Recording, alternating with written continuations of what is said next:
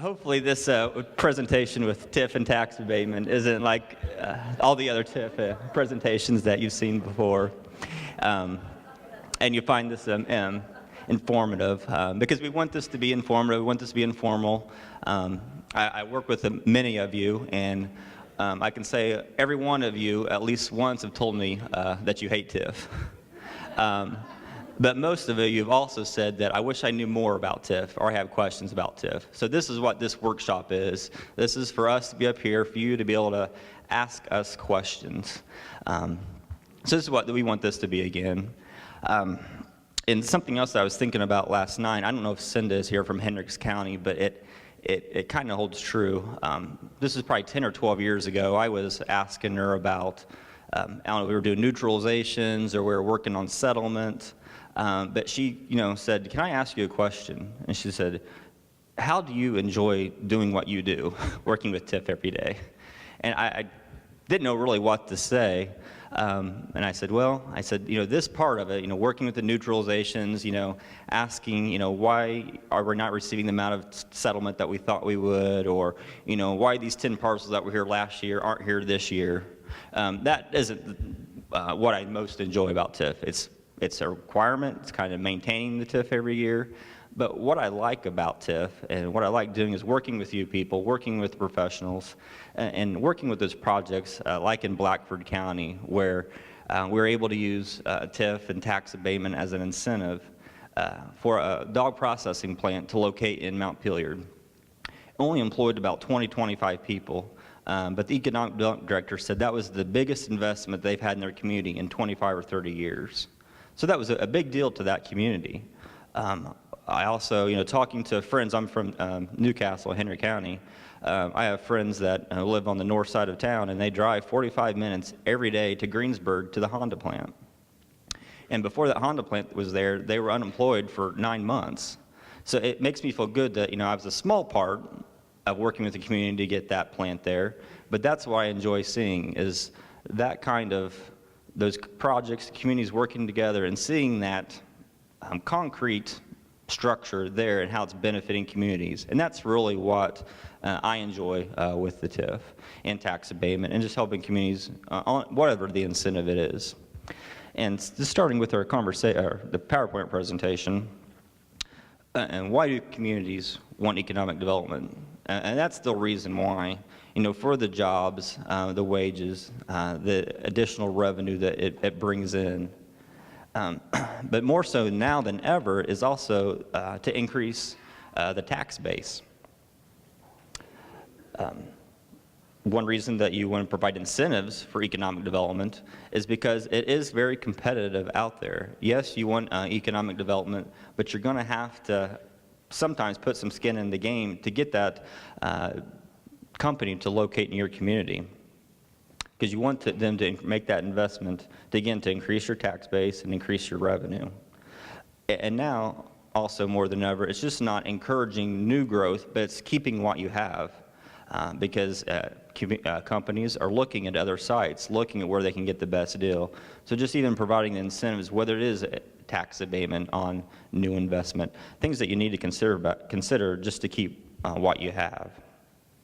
You also might want to provide incentives because you're looking at targeting a special kind of segment group, whether it's you're trying to promote an industrial park or you're trying to improve your downtown area.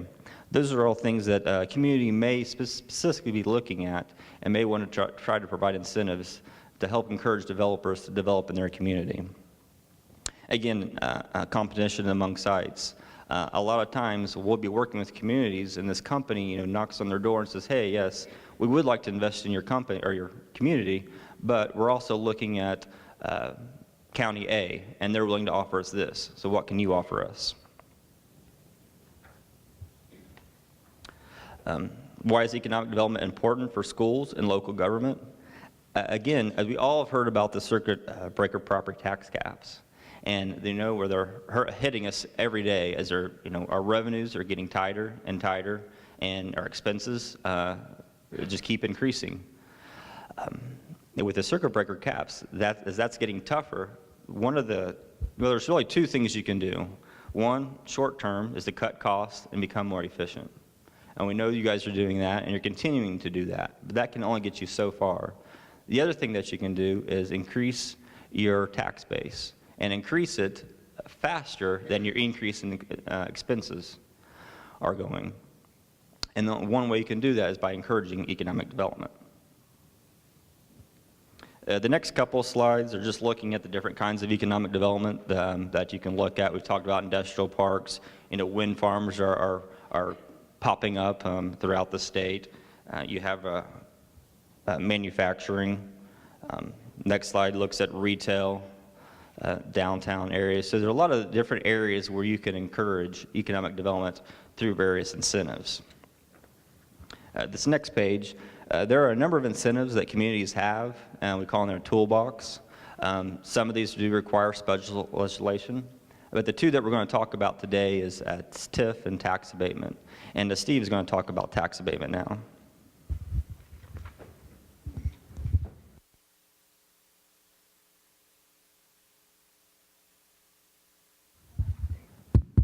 There we go. And slide 8. There's 45 slides in my packet that you have in front of you, and it's a separate packet than the other one you were just going through.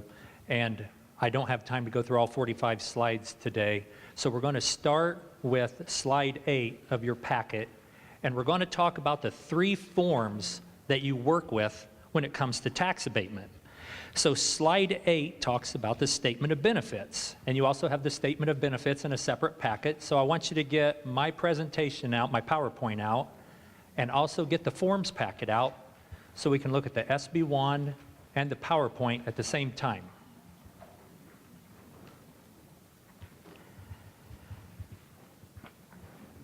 Now we're looking at page 1 of the form SB1, and it provides information by the taxpayer to the designating body of the proposed project, the estimated cost of the project, the jobs created, things like that.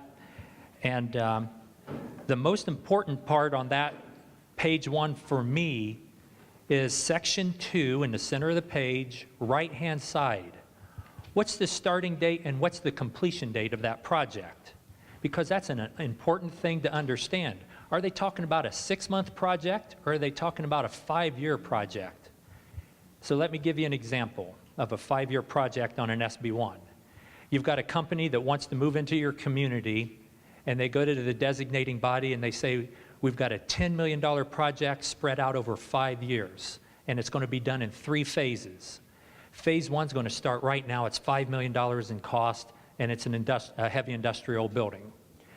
2 years from now, we're going to build a big warehouse, $3 million in cost.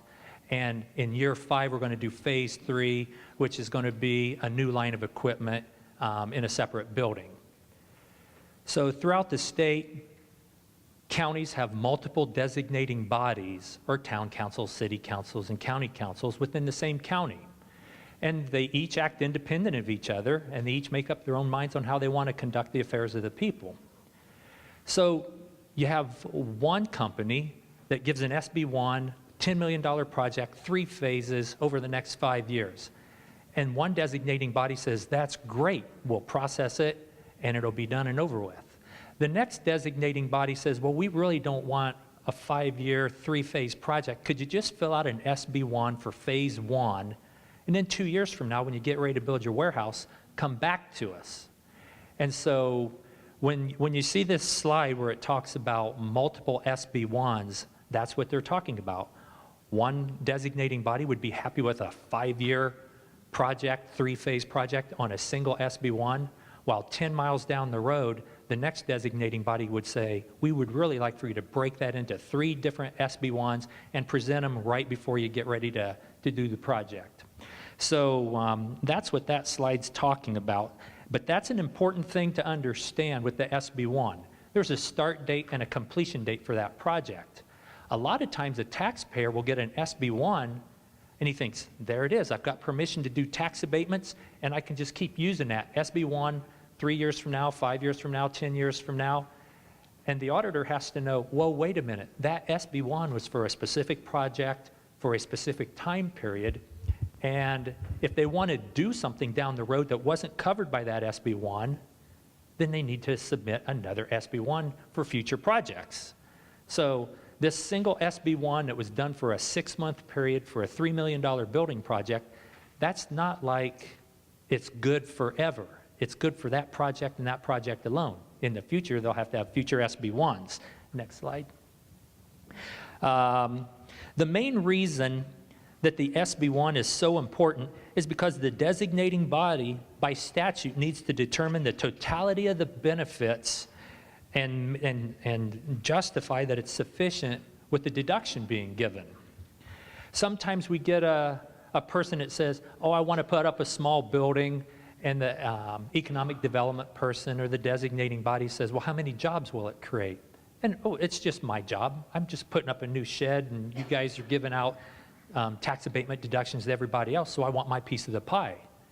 And this totality of the benefits theory is where the designating body could say, well, one job just isn't enough, and we're not interested in giving you a tax abatement on your particular project. Or the designating body could run it through the motions and say, hey, one job is better than none, and they could grant it. So that's where local control kicks in. One designating body looks at a situation and says, yeah, well, that's good enough, we're going to do it. 10 miles down the road, the next designating body would say, one job just isn't enough, and that's not the purpose of tax abatements in our viewpoint. So that slide is something that the designating body considers, the number of jobs, the salaries, and other benefits when they're considering whether they want to give an abatement or not. Next slide. So page 1's filled out by the taxpayer, and let's take a look at page 2 of our Form SB1.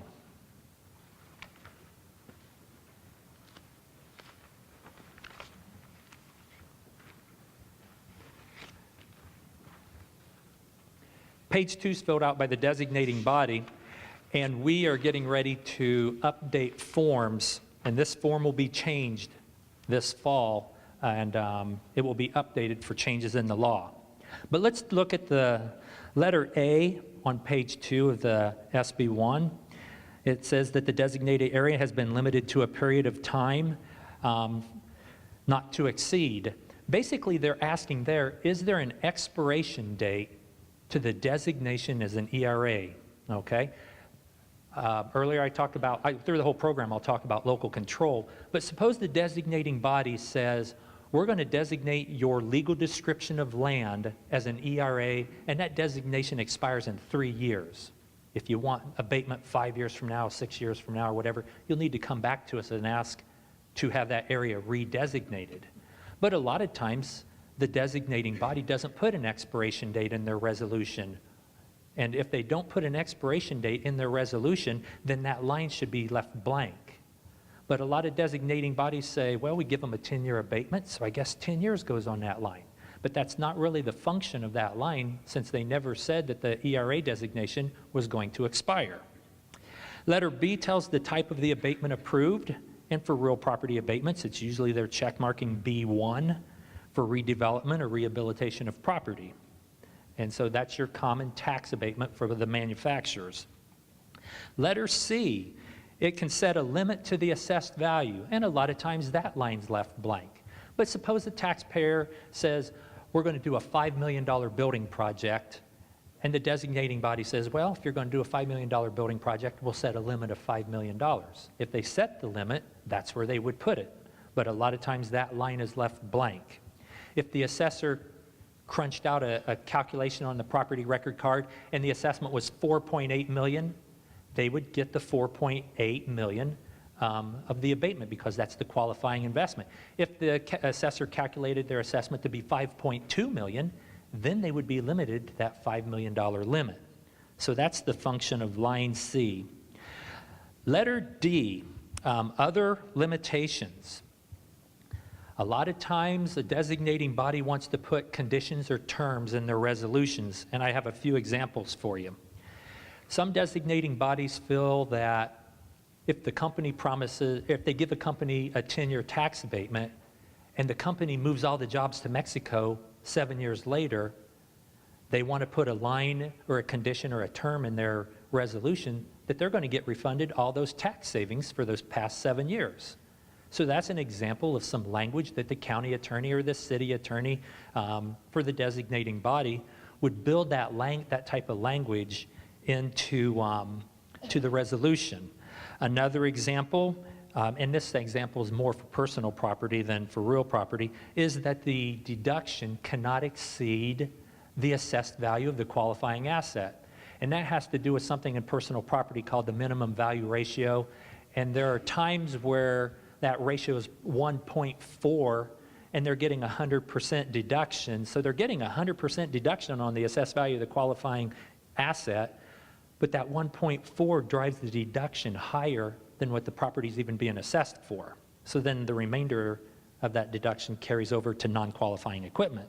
So some folks at the designating body level build that kind of a term or condition into their resolution. Another example that I've heard as I've taught this course over the years is that the taxpayer cannot let their taxes become delinquent. You give them a 10-year abatement, in year 3 they're still getting the abatement, but all the rest of the taxes that are owed to the county have become delinquent. So year after year after year, they're getting abatement deductions when they've got delinquent taxes for the county. So sometimes the designating body will build that kind of a clause into that particular line on the SB1. So they put those kind of terms on letter D of page 2 of the SB1, and then they also build that language into the resolution. Letter E, that's where they set the deduction period, 7-year abatement, 10-year abatement, or whatever. And that's the line that sometimes gets confused with letter A. Letter A is if the ERA designation expires. Letter E is how many years you're going to give them an abatement. And then we're going to get into the deduction percentages in just a minute. Letter F on the form, that's going to get changed. That's the law changed. There's no longer an alternative deduction schedule after July 1st of this year. Now after July 1st of this year, the designating bodies have to declare a set of tables that they're going to use for that particular deduction. But we're going to get into that in just a second. Next slide, please. And so that's the abatement deduction schedule. So prior to July 1st of this year, the Indiana codes had a set of percentages for a 1-year abatement or right up through 10-year abatement for real or personal property. For those old abatement deductions, those set of tables still exist. So if somebody had their SB1 approved on June 30th of this year, the statutory percentages would apply to that deduction for the full 10-year term of their deduction. But what if that SB1 was approved on July 1st instead of June 30th? As of July 1st of this year, the designating body has to build a set of percentages into the resolution, or they need to adopt a universal for the whole county that's going to be used on all abatements or something like that. So they have to put the effort to establish some type of deductions. Next slide, slide 12. Things that they need to consider when they're coming up with these percentages, a lot of times the taxpayer wants 100%. Give us 100% per year for the next 10 years. And the designating body can grant that, or they can say, well, we've given it consideration and we have adopted a set of percentage that kind of mirrors the old percentages that were used to be in the Indiana codes, and that's what we're sticking with. But that would go from local control from area to area, designating body to designating body. If you look on slide 12, number 4, something they need to consider is the infrastructure requirements for that project. You've got somebody coming in saying, I'm going to do a $10 million project, but I need an electrical upgrade in front of the plant, and you're going to have to put in a few transformers for me, or you're going to have to build a road for me or run water lines and sewer lines in there. And so I'm expecting you to do that for me.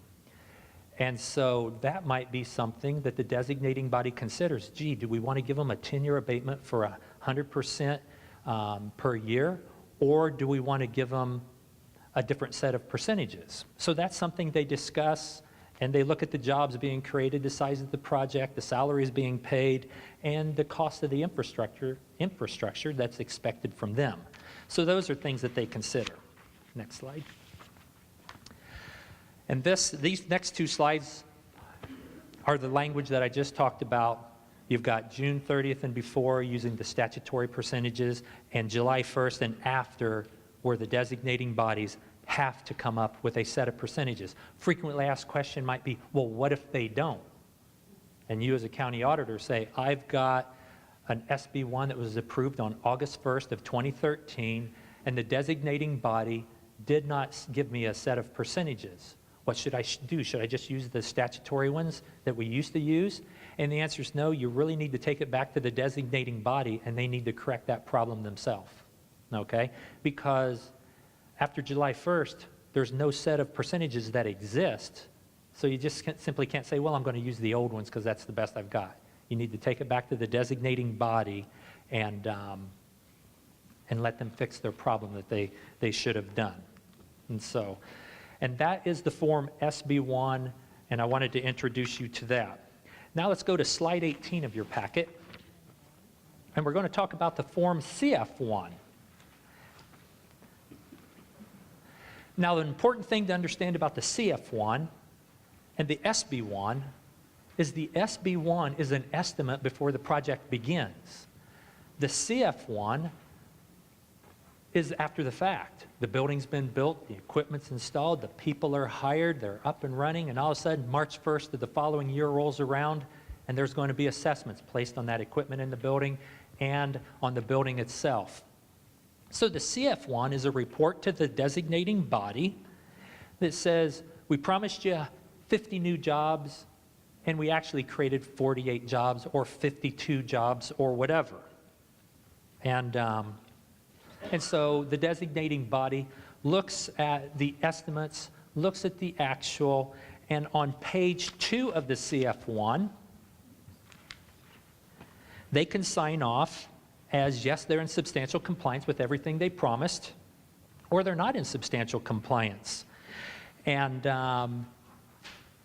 so that's their opportunity, that's the designating body's opportunity to tell the assessor if it's personal property or the auditor if it's real property, yes, they made promises and we found them to be in substantial compliance or not. A frequently asked question is they promised 50 new jobs, but they only gave 25. So me as county auditor, I'm going to deny their abatement deduction because they only gave us 25 jobs when they promised this 50. And I would tell that auditor, you're overstepping your bounds because you don't have the authority to make that determination. Indiana Code specifically gives that determination, the right to make that call to the designating body. And one designating body could say, you promised us 50 jobs, you only gave us 25, we find you not in compliance. 10 miles down the road, the next designating body could say, you promised us 50 jobs, you only gave us 25, but that's 25 more than we had, and under the current economic conditions, we're happy to have those 25 jobs. So two identical situations, one designating body is finding it one way, and another designating body 10 miles down the road is doing it a different way. Which one's wrong? And the answer is neither one of them is wrong. They're both discussing this in an open setting, and they've been elected to do a job, and they're making a call. So whether they gave the abatement when that company only created 25 jobs or not, both situations is perfectly okay at the state level because they're conducting the affairs of the people and they're making those tough calls. So that's the CF1, slide 18. Let's see. Question? What obligation does the county have if a business comes in and files an SB1 and then never comes back with a CF1? That's a good question, and it's covered later on in the program. Okay. But basically, okay, you'll be patient? Great question. And if at the end of my talk, if I don't cover it, you come after me. Okay. So another commonly asked question on the CF1 is, well, I just said that the designating body has the call to make on this determination. But what if they never filed a CF1?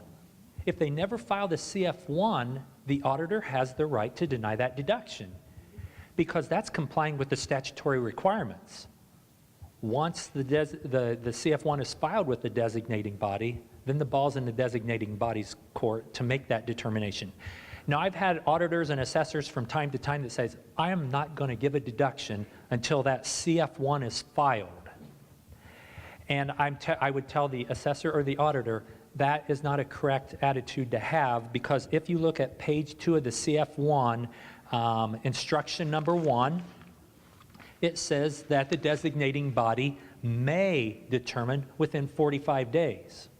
So it's very possible that 45 days will expire, the designating body has not done an action with it, and they don't have to by Indiana code. The Indiana code says they may make a determination. So it's our position at the state level that if the 45 days have passed and they never found them to be not in compliant, it should be assumed that they are in compliance. So it's very possible that a CF1 is never signed by the designating body. A lot of times the auditor and the assessors will say, well, I got the CF1 about the same time the designating body got theirs, and I don't know what they did with it. I don't know if they signed it or not. Well, you should call the designating body up, or the town clerk if it's a city issue or something like that, and ask them, did that CF1 ever get filed? And the city clerk or town clerk or whatever would say, well, let me look and I'll let you know. And yeah, I do have a signed copy in my possession. They did process it at a meeting 30 days after they received it, and I'll fax a copy over to you for your records. So it's possible that a signed copy of the CF1 exists, or it's possible that they never addressed it and it was never signed. So that's some frequently asked questions concerning the CF1. Now let's go to slide 24, the 322, and this feeds into your question. So now they've done the SB1, they've built the building, put the equipment in the building, hired the people, they're up and running. March 1st rolls around, May rolls around, June rolls around, no deductions ever been asked for. Maybe they don't ask for it until they get a tax bill the following year. And in just a minute, we'll get into the problem-solving aspect of that issue. But in your packet, you have the Form 322. And basically, the taxpayer files this one time in that first year when that piece of equipment, that improvement is assessed. And some people talk about what qualifies to go on this form, and the Indiana Code talks about new structures or improvements to existing structures or betterments. And we've had parking lots. We've had huge automotive plants with acres and acres of parking lot. And the auditor would say, well, a parking lot's not a structure, so I shouldn't give it to them. But the Indiana Code actually talks about betterments to the land. And a parking lot is a betterment to the land. So a parking lot could qualify for tax abatement even though it's not a structure. So that's a commonly asked question I get. So the taxpayer fills out page 1 of the 322, claiming the deduction that they want. Sometimes they fill out page 2 and tell you the deduction they believe they're entitled to for the next 10 years. Let's take a look at page 2 of the 322, and we're going to assume it's a 10-year abatement schedule. So let's say the taxpayer has filled out, it's $1 million project, and years 1 through 10, he puts $1 million down for the assessed value for each one of those years, times the 100, the 95, the 80%, and right on down the line. And the auditor says, well, he's already calculated the deduction. That's the amount I should give him in year 3 and year 4 and year 5. And that would be an incorrect assumption, because each year the assessor is going to reassess that real property and raise or lower or let that assessed value stay the same. And you have to know whether that assessed value went up or down or stayed the same, because year 1 was $1 million, but in year 2 the assessor lowered the assessment to $950,000. In year 3 the assessor raised it to $1 million and $500,000, $1,500,000. So as that assessed value goes up and down each year, you're going to recalculate the qualifying assessed value of that investment. And sometimes that's tough and sometimes it's easy. And you could probably chuckle to yourself a little bit about that. But the important hint that I've got for you today, if you don't take anything else out from my presentation, is you need to get a copy of a property record card each year that there's an abatement deduction being given to somebody. You're going to write this property record card's for 12 pay 13, or it's 13 pay 14, or 14 pay 15, or whatever. And maybe it was that new warehouse for $2 million. And it's a separate line item where year after year after year, you can get that 10-page, 12-page, or whatever page property record card, flip through it. There's my new warehouse built in 2013, and there's the assessed value for that structure alone. Highlight that in yellow, calculate it on an adding machine tape, or handwrite your calculations on that form, and that is a piece of your record. Stick it in the filing cabinet. Then 12 months goes by, and you forgot about tax abatements for that whole 12 months. But then you come back and you pull that out of the file. Oh, that's right, I remember now. That's the warehouse. I got to get a property record card. It's a 12-page property record card. I got to flip through it and compare last year's assessed value to this year's assessed value for that structure. And I'm going to pull that number, and it's going to be in year 3 or year 4 or whatever, and I'm going to get the appropriate percentage, and I'm going to calculate that abatement for this year based on the current assessed value of that. Now, maybe you've got an existing building that's a 40-year-old building, and they built an addition to it.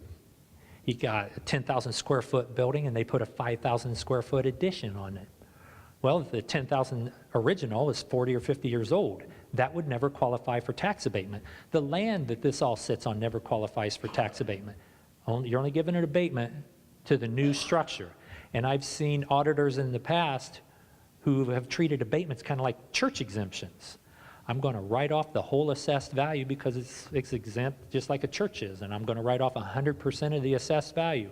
So that taxpayer never got a tax bill that year. And the next year they never got a tax bill. And the next year they never got a tax bill. And then that person got a new job and left, and a new person came in and started learning about tax abatements and said, oh, there's something wrong here. I've got to correct this. And so it's important to understand that the abatement is only going to be applied towards the qualifying investment that was built in an ERA period when it was first assessed. So, and so it's important to understand that I've got a 10,000 square foot building that's 50 years old and it's not going to qualify for tax abatement. And this 5,000 square foot addition is what's going to qualify for the deduction. You go to the property record card, and there's that 5,000 square foot addition, and it's assessed for X amount of dollars. And the next year, it's kind of broke down between the 10,000 square feet and the 5,000 square feet, and it's assessed for X amount of dollars. And you can track it from year to year to year like that. But then one year, the assessor does a reassessment, and instead of looking at that building as a 10,000 square foot building and a 5,000 square foot building, the assessor assesses it as a 15,000 square foot building for a value. And maybe before it was $1 million for the old building and $500,000 for the new building for a total assessed value of $1.5 million. But now the assessor has assessed that building as a whole, and the assessment's now $1.1 million. So now you need to prorate the qualifying portion of that $1.1 million compared to the prior year's assessment. That's where keeping property record cards handy and writing those calculations down on it is going to be helpful for you. I've seen time and time again over the years where an auditor comes into a problem and says, I've got a taxpayer that's questioning my calculation for the last 4 years. And I say, well, let's take a look at the property record cards for all those years. Well, I don't have them. Let's go down to the assessor's office and get them.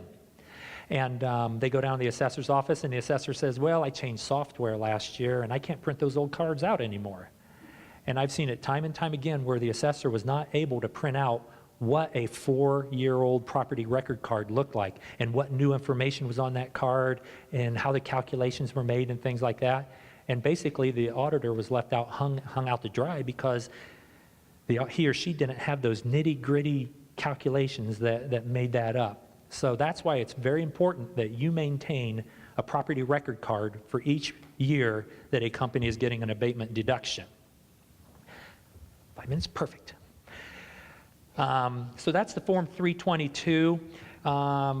Slide 27 going into 28. This section is called Solving Problems That Arise. And that comes, now I'm getting into your question where you said, what if they never file a Form 322 after they did everything else? And maybe the tax bills come out and they never asked for the deduction.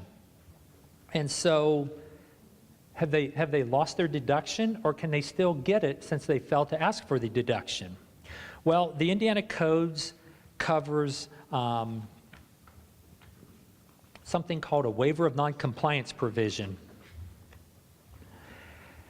And it covers things like an incomplete filing, or next slide, a late filing, or next slide is where we get into that waiver of noncompliance.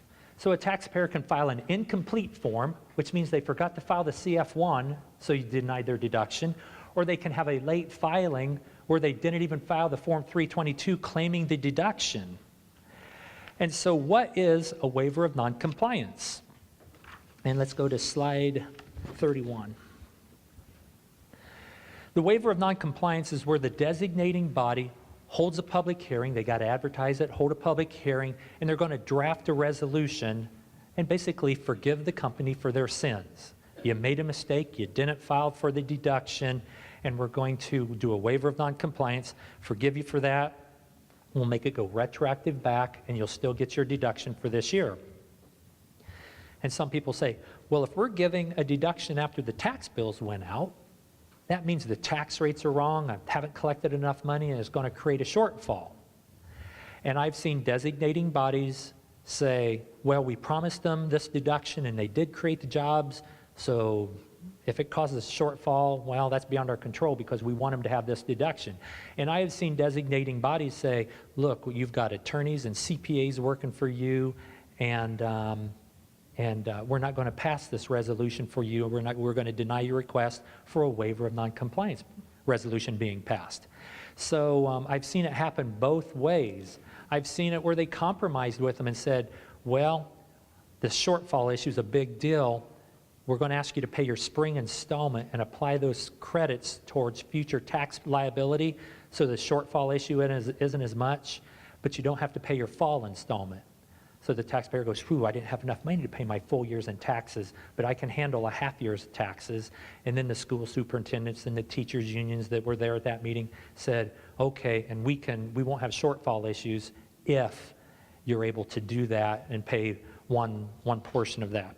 So when people fail to file for the deduction, the waiver of noncompliance provisions of the Indiana Code, and this slide carries that code site on it, is something for them to consider. Now, can this provision break the law? Suppose the economic development person promised that company, we're going to give you tax abatement on the land, we're going to give you tax abatement on that 40-year-old building, and we're going to give you tax abatement on that 5,000 square foot improvement. Well, that economic development person just made promises that were in conflict with the law, and a waiver of noncompliance provision cannot overrule statutory requirements. So in that case, the taxpayer would only get an abatement for what they qualified for. And that's all I was going to talk about. My 5 minutes are up. I'll pass it over to you now. I don't know if there's time for questions and answers, or that comes later. Yeah, I thought we would open it up maybe for questions for 10 minutes. I know I received several questions before the conference, so if people have questions over here. Oh, there's one. Oh.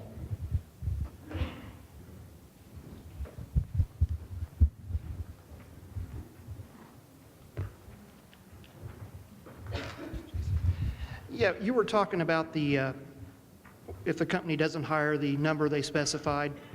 I was in an IAAO class, continuing ed class on abatements and that, and Mr. Chestnut informed me that if the company didn't hire because of an economic downturn, which was outside of their control, that the council or the designating body could not deny or withhold that abatement. We had a situation in our county where they came in, we're going to hire 100 people. They start building the building after approvals. They lose their $35 million contract. They continued on building, but they only hired 25 of the 100. So I mean, is that, he said it was statute, but he never had the number for me. Okay. The question for the other folks in the side of the room is, concerns my comment earlier about promising 50 jobs and only giving them 25 or whatever. And basically, I think it's a local control issue. You've got the taxpayer that has an attorney. You've got the city council or town council or the county council that also has an attorney. And when these two attorneys look at the law and interpret it, they can give consideration to things. And I don't think it's, and I know the Indiana Code site that they're talking about, but I don't think it's just totally black and white. I think attorneys can look at that, and I think the designating body can make a determination that they feel is what they desire to do. I don't think their hands are tied. But it is local control. If the designating body wanted to deny their abatement because of promises that were not made and they were not in compliance with their SB 1, they could deny it. And then there's an appeals process where the taxpayer could challenge that determination. So it's not like the designating body's determination is written in stone and it's just tough luck for the taxpayer. If they choose, they can challenge that determination and go through the appeals process. So I don't think the designating body has their hands tied where they have no choice in the matter. I believe they do have a choice. Okay.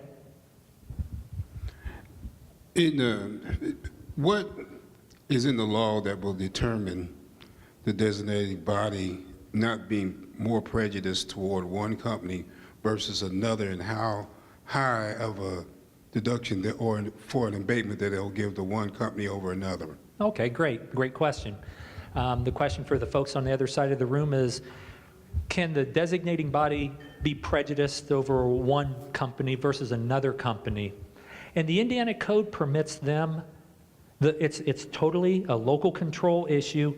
The designating body was elected to do a job, and they can give one company a 10-year deduction at 100% a year, and the next company that comes in, they can give them a 3-year deduction based on 100% in the first year, 66% in the next year, and 33% in the next year.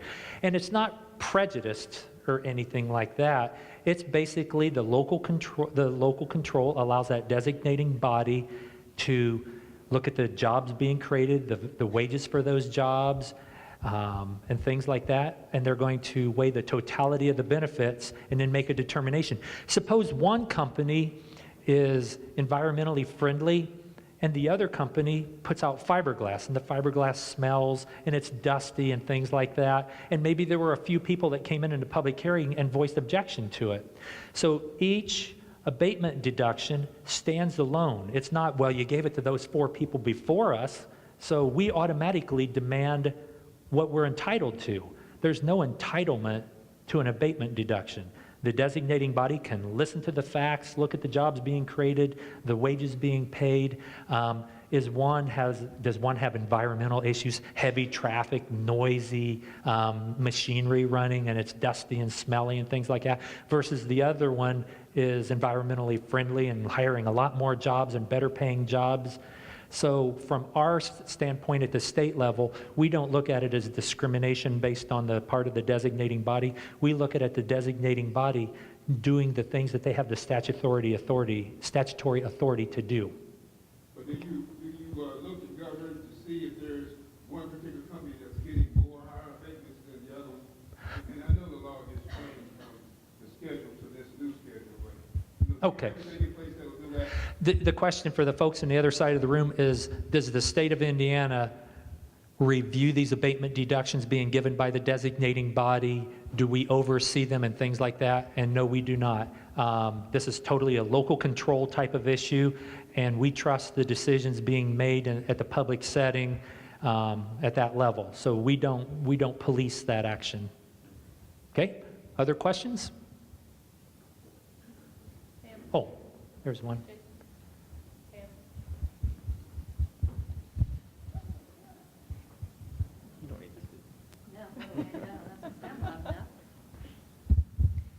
On the last slide, you said that the designating body can't just grant an abatement. So somebody has to do some sort of improvement in order for there to be an abatement placed on something? Okay, yes and no.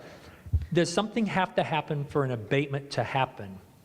There is a vacant building deduction, which could be given on an old building, but the vacant building deductions that are given throughout the state are a very small percentage of the total abatements being done.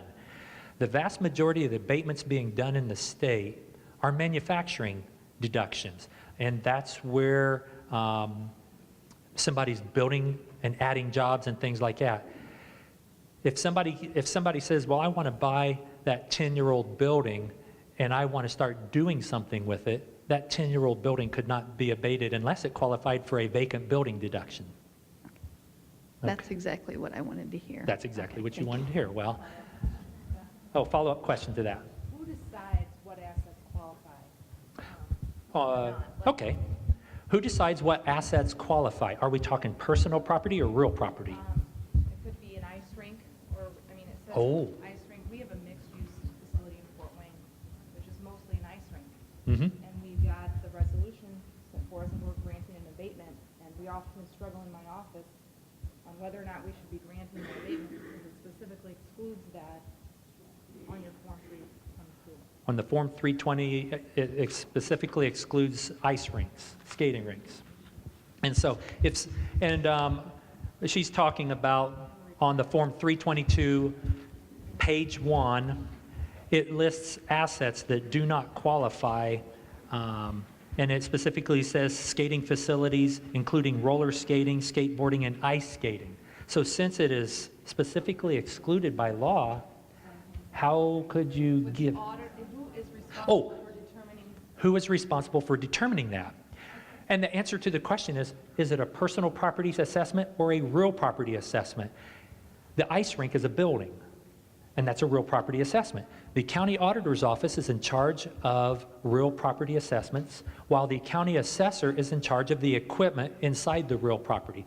So if they were asking for personal property on the, what's the ice machine, the Zamboni or whatever machine, if they're trying to claim personal property qualifying for tax abatement, the county assessor would be denying that. If it has to do with the real property, the county auditor would be denying that. Okay, so it depends on whether it's a real property assessment or a personal property assessment. Good? It is good. Okay. You know, who is responsible for that? It's a tough call. Mm-hmm. So it could be mixed-use facilities. It could be a what? Mixed-use. Oh, mixed-use facility. Yes, there are times on this 322 number 10 where it lists the unauthorized things. Her comment, well, it could be a mixed-use facility. And sometimes you'll see a manufacturing facility. Maybe I manufacture greeting cards. So 80% of my facility is the manufacturing process where I'm manufacturing my greeting cards. But out in the front, I kind of support my local community and I offer them at retail as well. And so sometimes I get somebody saying, well, they can't have it because they sell those greeting cards out front. And that makes them retail. But they're predominantly used as a manufacturing facility, so that this particular section of the statutes would not preclude them from qualifying for that deduction. And so, good deal. Other questions? Oh, I see hands there, I see hands there. Who's got the microphone? I do. Okay. And I want to go back to the skating rink. A skating rink in a municipality in an economic development target area is eligible for tax abatement. Counties can't designate economic development target areas, only cities or towns can. Because if you look at the statute, that's the list of prohibited things, except it says, unless it's located in an economic development target area. That's correct. There is such a process as declaring an area to be in an economic development target area. A lot of times it's in the downtown areas where the city has grown on the perimeter and sprawled out, and the downtown is dying, and they're trying to think of ways to rejuvenate it. So they declare it as an economic development target area, and then if they put new windows in and new siding on it and beautify the downtown area like that, and the assessor says, well, that's enough to raise the assessment. So if their assessment goes up, that increase in assessed value would qualify for the abatement deduction on a retail facility or whatever that's located in an economic development target area. And that's a common thing to understand. I just made a comment. If the assessed value goes up, there are times where somebody will buy a 40-year-old building and they'll put a new roof on it and it needs a new central air conditioning unit. And they'll say, well, I want tax abatement on that new roof and that new air conditioning unit. But the assessor looked at those new improvements and said, well, that's not enough to raise the assessment. If the assessor doesn't raise the assessment, even though they invested money on that building, there's no deduction that can be given because the assessed value never went up for it. Now, the next company, they buy that 40 or 50-year-old building, they put new windows in, they put new steel siding on, they put the new roof on, they upgrade the electrical, and they put new central air in. And the assessor says, that's enough that I'm going to raise the grade because they've extended the life of that building substantially by those renovations.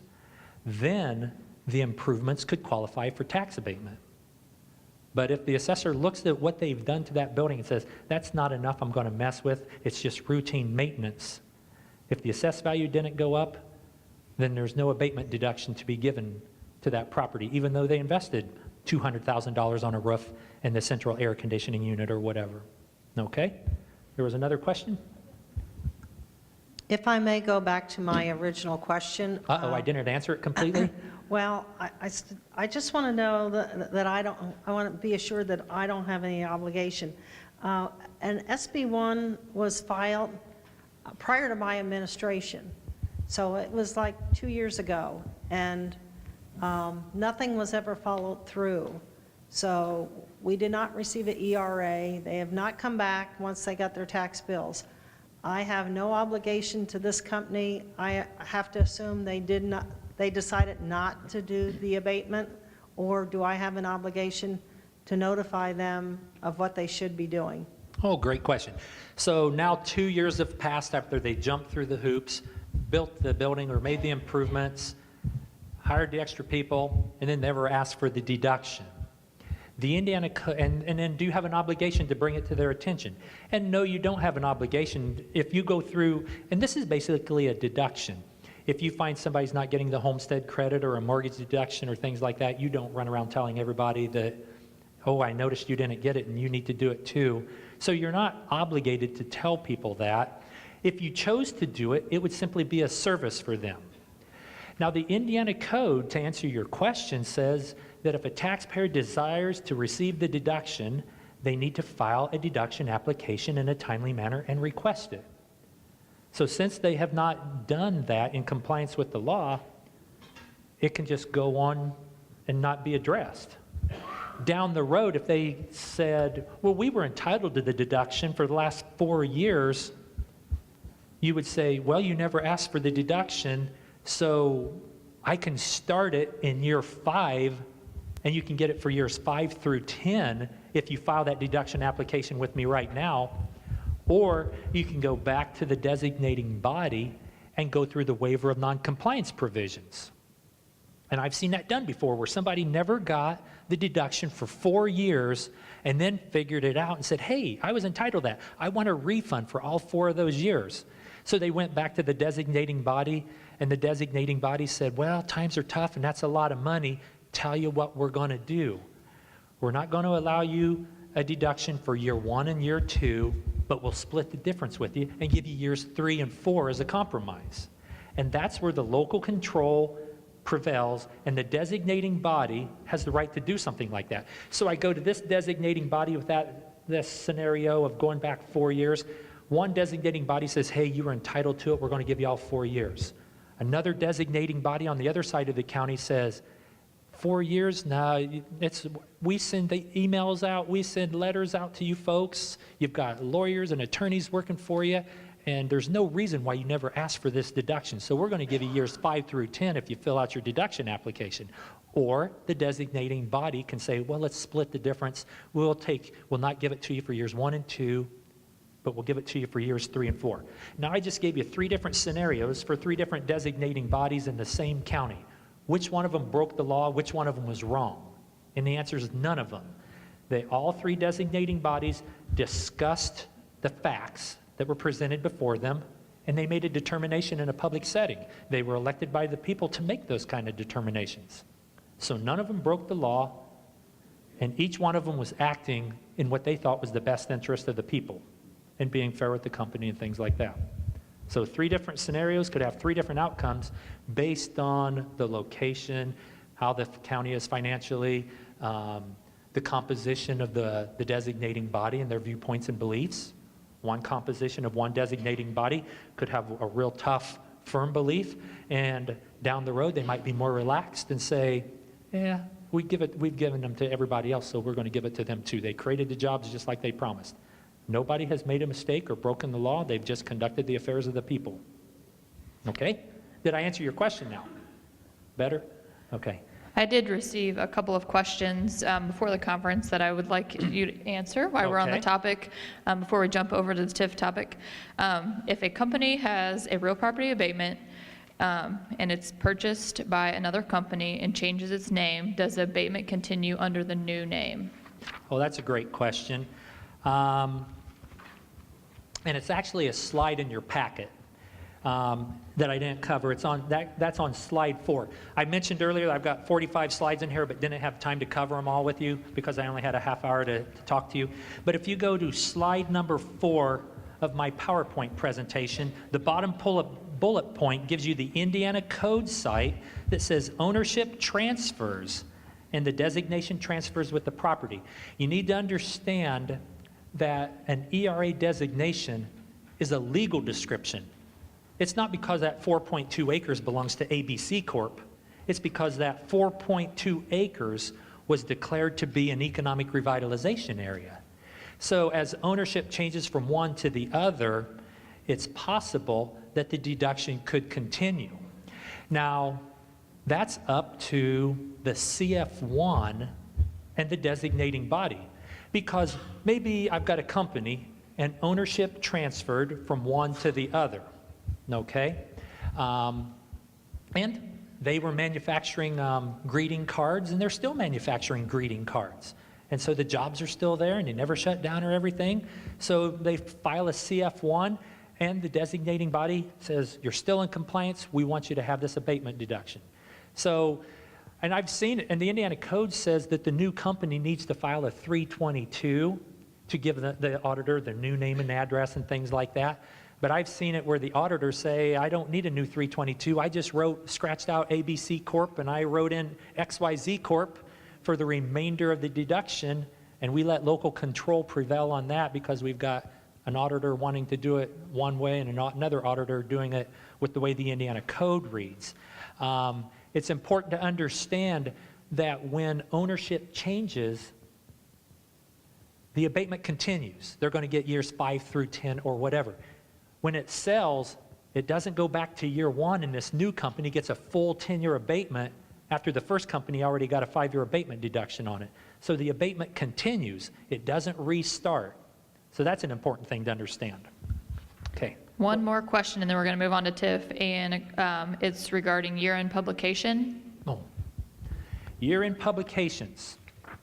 The Indiana Code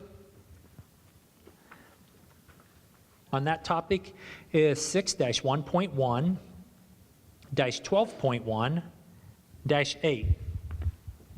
And it basically says by December 31st of each year, the county auditor is going to run a public ad in the paper, and it's going to contain all of the different things that's in 12.1-8. And it basically lets the people know what businesses are receiving abatement deductions, what's the assessed value of those deductions, what's the total amount of real property deductions in the county and total amount of personal property deductions in the county, and things like that. But year after year, auditors are required by law to run this ad, and quite often, I get a phone call from an auditor saying, you got to slap my hands. I didn't do it by December 31st, and now it's January 31st. What should I do? And I say, well, you were required to get a legal ad in the paper, so better late than never. So I would still put the ad in the paper for that particular assessment date. And a lot of the times after the auditor works with the county attorney in that first year to create that legal ad, year after year after year, they can just update the numbers in it, and and it's easy to update after you get that first year established. But by law, by December 31st of each year, you're supposed to run a legal ad in the paper and make the citizens of the county aware of what kind of deductions are being given out in your county for tax abatement. Okay?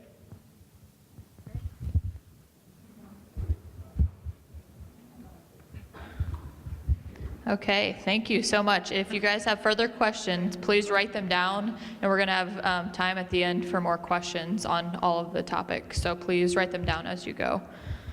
All right. On to TIF. Everyone's favorite topic, as Jason said before. Okay, what is TIF? Tax Increment Financing, or TIF, is a tool that captures assessed value and new property taxes from new development in a designated area. This captures increases in taxes on real property and personal property, and it usually captures only commercial and industrial property. Here is just a list for you of the various types of personal property that can be captured. And we're back to the other presentation, sorry about that. The purpose of TIF. The purpose of TIF is to finance incentives or infrastructure needed to induce private investment in your communities. It's to have orderly economic development growth and redevelopment in certain blighted areas within your communities. Just as a note, new businesses in TIF areas still pay property taxes on their private investment. Just the incremental taxes are what is captured as TIF. The other taxing units forego the increase in assessed value for the life of the TIF area, and then it rolls onto the tax base, which we're going to get into in more detail.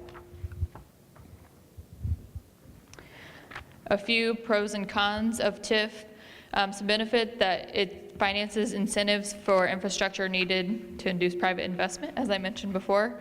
It redevelops aging and deteriorating areas within your communities. There's no additional tax levy that's on your books. It avoids the referendum process. It's very flexible to use as a tool for economic development purposes, and it can also be used with other revenues that you have available. It results in growth in the property tax base once the life of the TIF area ends, and immediately it stimulates the local economy through job creation and increased income and spending from the new companies or developments that are locating in your communities that are receiving TIF as an incentive. And then also, if you do not capture the personal property assessed value, then that it immediately goes into your tax base. A few costs or cons of TIF. During the term of the TIF area, if there's no TIF excess pass-through, the other taxing units forego the increase in assessed value and revenue on the rate-controlled funds only, and circuit breaker reductions. It also may delay tax reduction for individual taxpayers.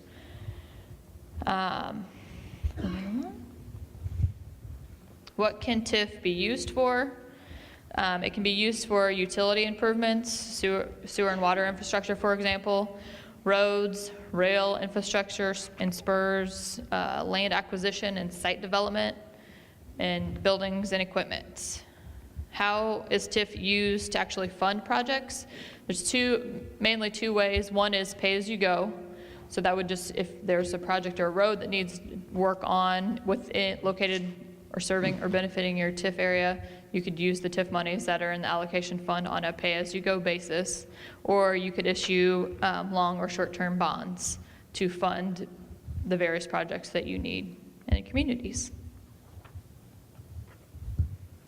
The next couple of slides, we just wanted to give you guys some examples of various communities that have used TIF throughout the state and some of the particular industries that they had located in their communities, just to show you that it's being used all over the state, as you are probably all aware.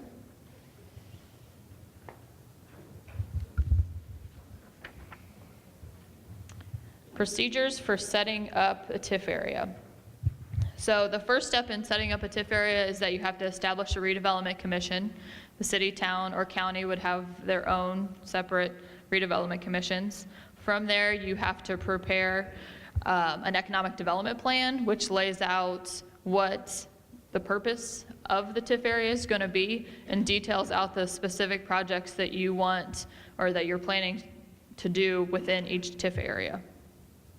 From there, the Redevelopment Commission adopts the declaratory resolution, which is the legal document that establishes the base date of the TIF area, as well as the economic development plan and a factual report and findings.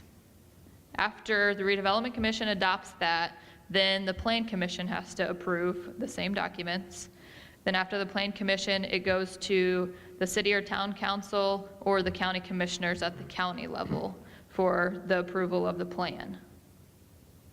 After the council, then there's a public hearing and the tax impact statement that has to be done. And then it goes back to the that's a hearing. And then it goes back to the city, town council, or county commissioners for approval of the creation of the area. And then after that, the TIF area is established and the Redevelopment Commission is supposed to record the declaratory resolution with both all of the county auditors, all of you guys, as well as the DLGF, so that you all are aware that those TIF areas are being established.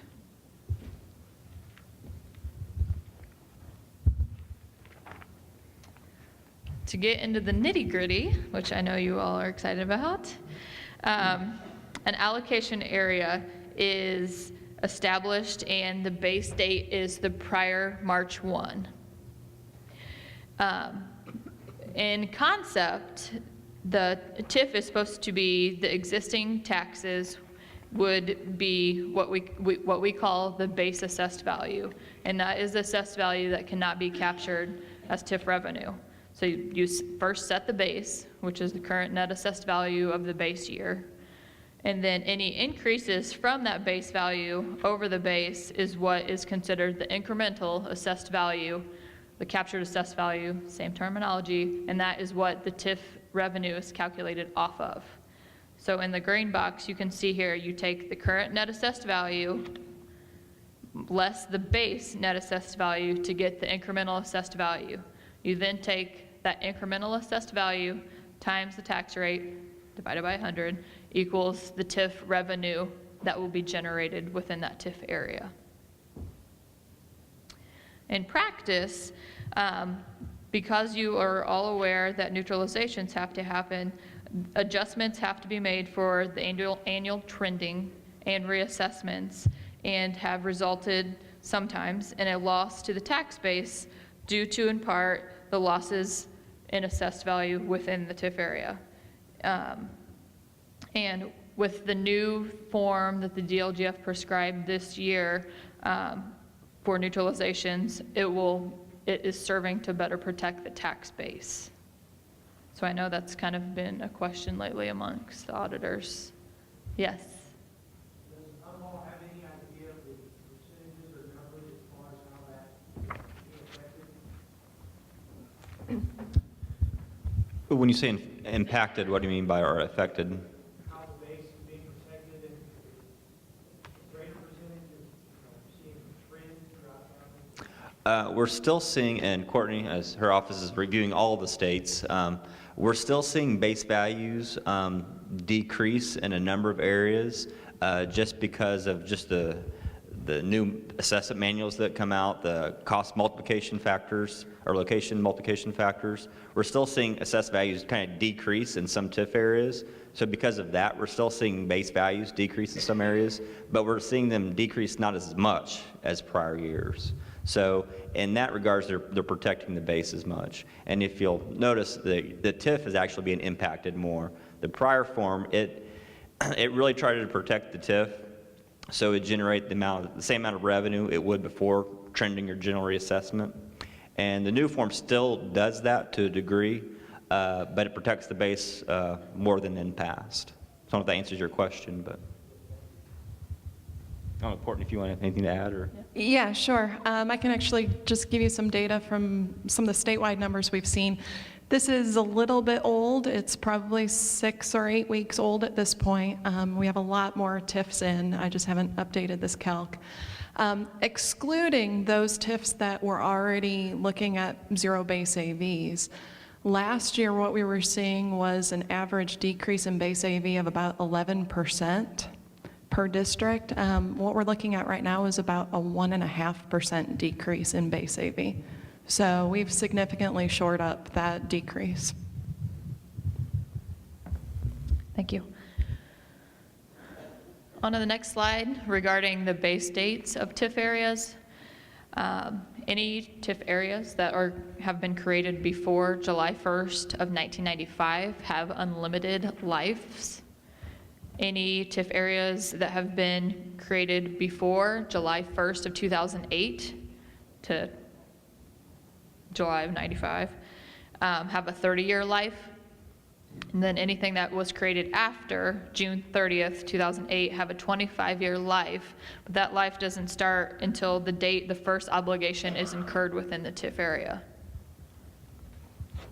Something I do want to mention here that I think is important, and I think really the auditor's responsibility is these dates. And I know it's difficult because you're usually the last one to get this information, but we're seeing a lot of communities expand TIF areas. And it's important that when you get that declaratory resolution, because that's kind of that's the document that tells you that when the base date is. When that declaratory resolution is signed, you go back to the prior March 1. It's really important, and depending on what software you have, to designate that expanded area when it was created. Because as we're doing additional projects and additional bonds are issued, it's important to know which or when those different areas or different expansions expire.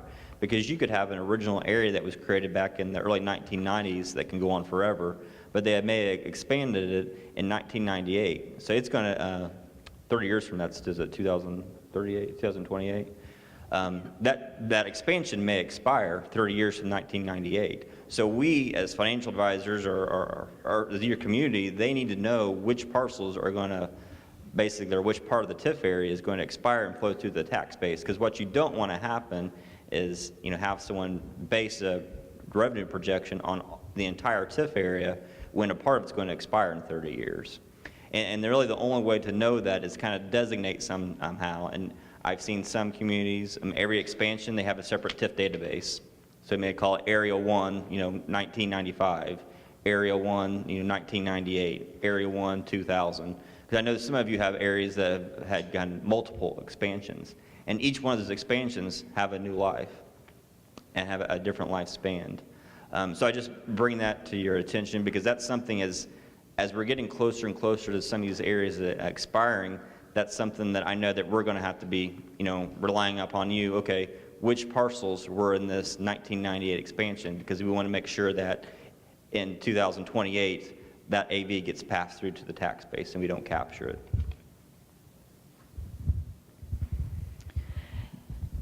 As far as residential parcels that can be captured within EDAs or economic development areas, residential parcels can be captured if the base date is before July 1st of 1995. If it's a redevelopment area, RDA, the residential parcels can be captured if the base date was before July 1st of 1997. So I know that's a question we get as far as if residential parcels can be captured or not.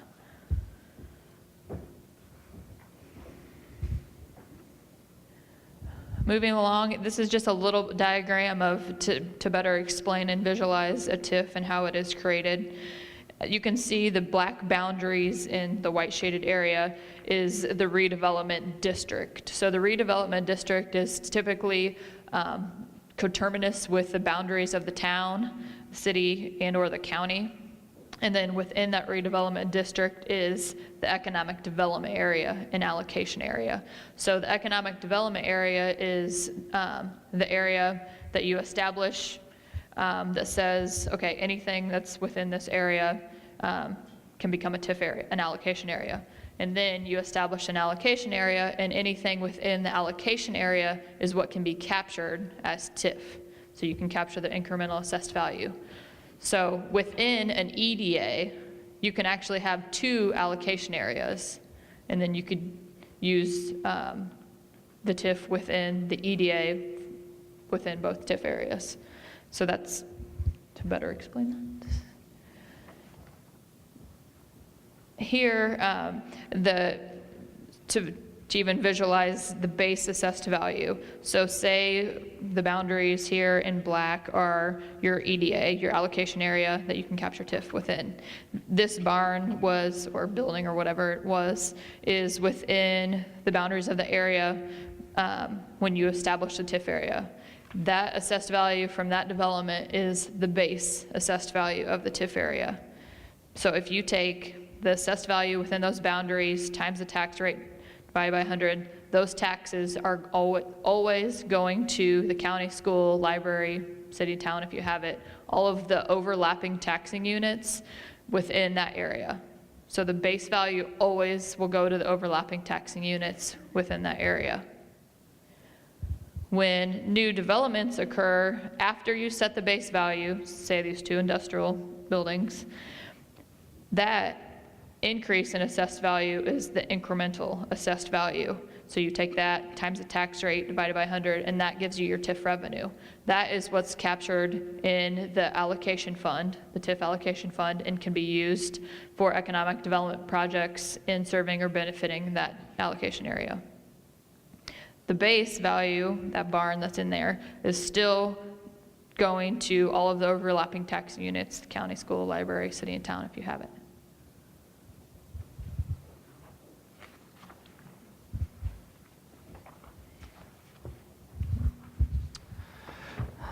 I'm going to talk about some of the other details of TIF and how it kind of impacts some of the funds and levies that you deal with on a daily basis.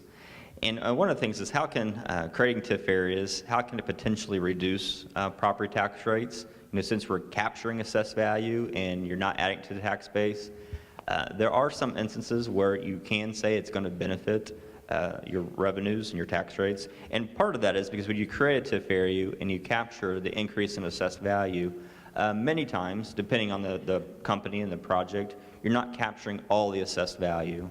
For instance, in retail TIF areas, you're not going to be capturing any of the personal property that's also invested from that new development. So all that additional equipment that's going to be installed and invested, that's going to automatically flow through to the tax base and help reduce tax rates. We talked about, you know, when TIF areas expire, some are expire with the statutory limitations, but if the projects are done, if the bonds are paid off, if those bonds are issued, the Redevelopment Commission has the option to end that TIF area. And once that TIF area is ended, that assessed value is then, again, added to the tax base to help reduce tax rates to all the overlapping taxing units. And then we talked about the different dates the TIF areas end. The next schedule, you may have heard what's called the but-for test. This is for projects that you're providing incentives for that they wouldn't locate in your area or they wouldn't provide the expansions but for creating the TIF area and providing that incentive. So the logic behind it is if you didn't create the TIF area and providing that incentive, that company wouldn't locate there and they'd be investing somewhere else. So that investment wouldn't be added to your community and that AV wouldn't be added to your tax base. So it's kind of the but for the TIF, that AV wouldn't be there. So if the AV wasn't there to begin with, then there's nothing to lose. So by creating the TIF area and encouraging that investment, what you're actually doing is you're postponing that increase in assessed value to the tax base, postponing that decrease in tax rates, or postponing that increase in revenue in like capital project funds or CUME funds. So you're just postponing that until the TIF area ends, or you decide to pass it through. So that's key to remember, that you're not losing anything, you're just postponing it. Now, it seems like you're losing it or you're postponing it for a very long time, but again, eventually it will be passed through to the tax base. The next schedule, we kind of refer to schools because we know that oftentimes schools, you know, come out when we have our public hearing for creating TIF areas.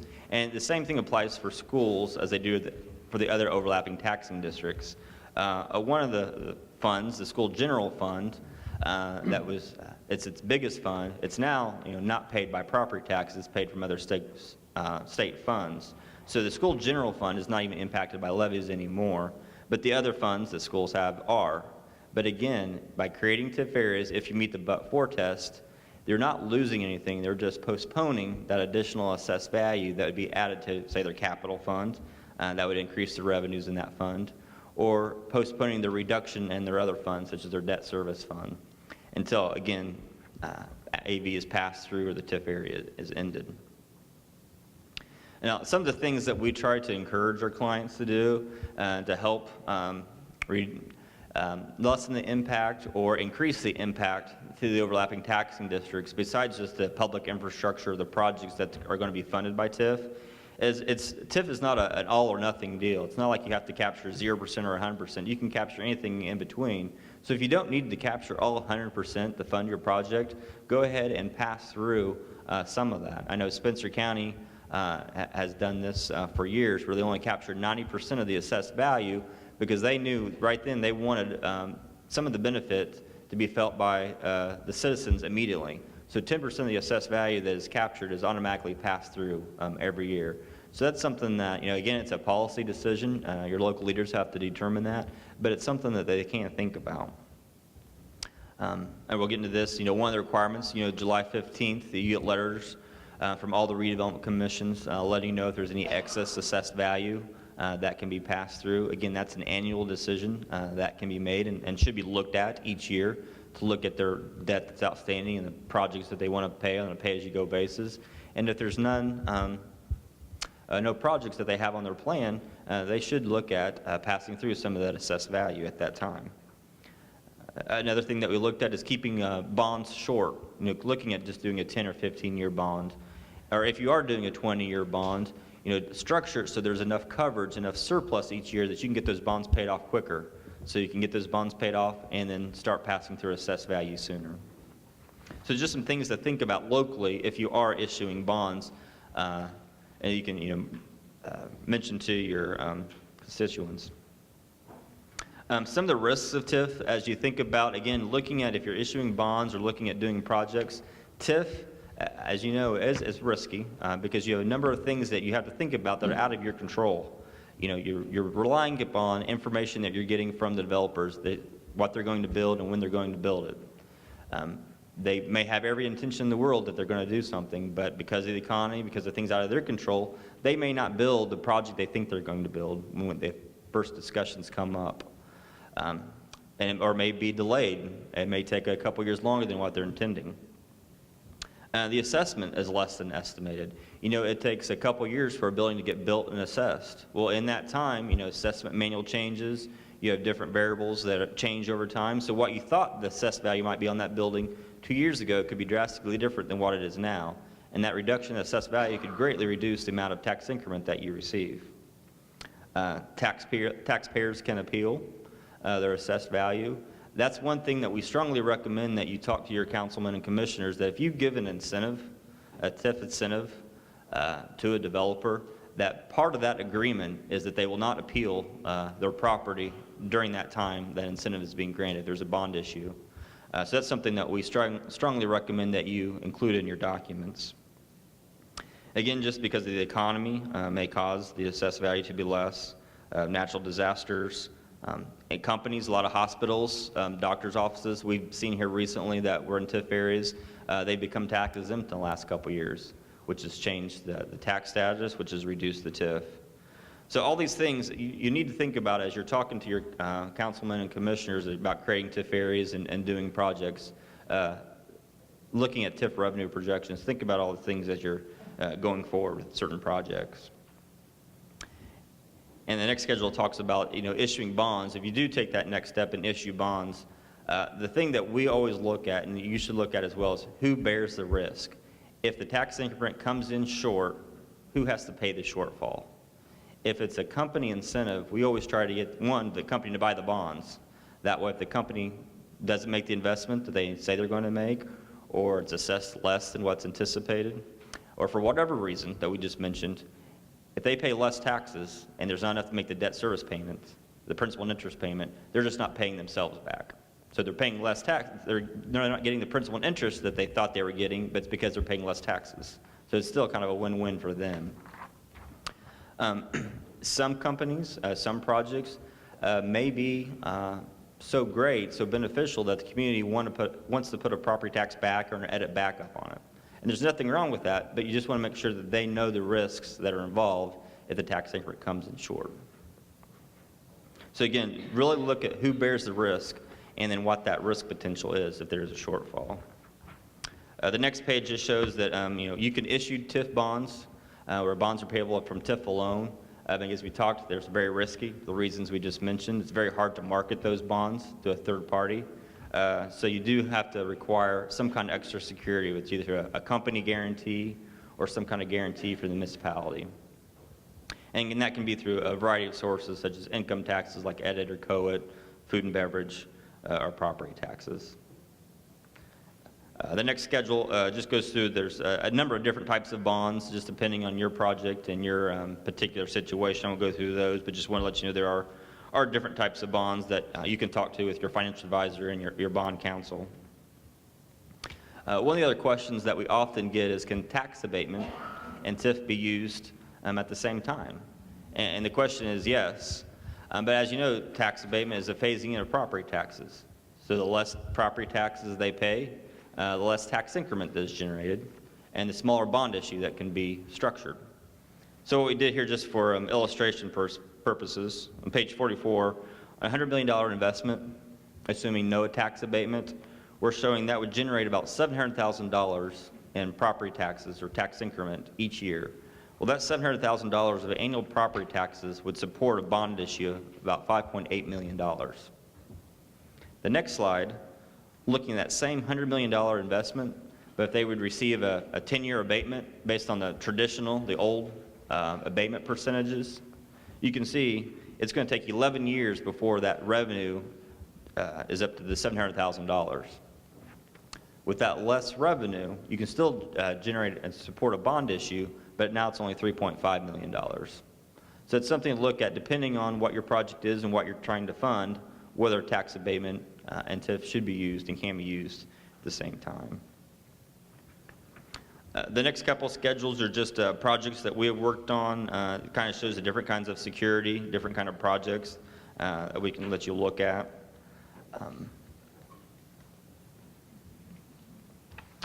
And then I think I'll kind of skip through those so we have more time to kind of go over the annual TIF reporting requirements. I know there's a lot of things that have occurred this year that are brand new for many of you. So I'll let Courtney take it from here. All right. There are a number of TIF reports that do have to be filed, and so we're going to walk through some of those as quite a few of them will impact you directly. So first we're going to talk about what now is the March 15th report for 2013. This was actually filed by January 31st, but this last session moved that deadline just a little bit. This is a report that is filed by the Redevelopment Commission. It basically reports on their overall activities from the year before. So on here you see a little list of some of the items that should be included in here. We've got information about your Redevelopment Commission members, any employees they may have, expenditures, and end-of-year cash balances. This information is being reported as a Redevelopment Commission overall.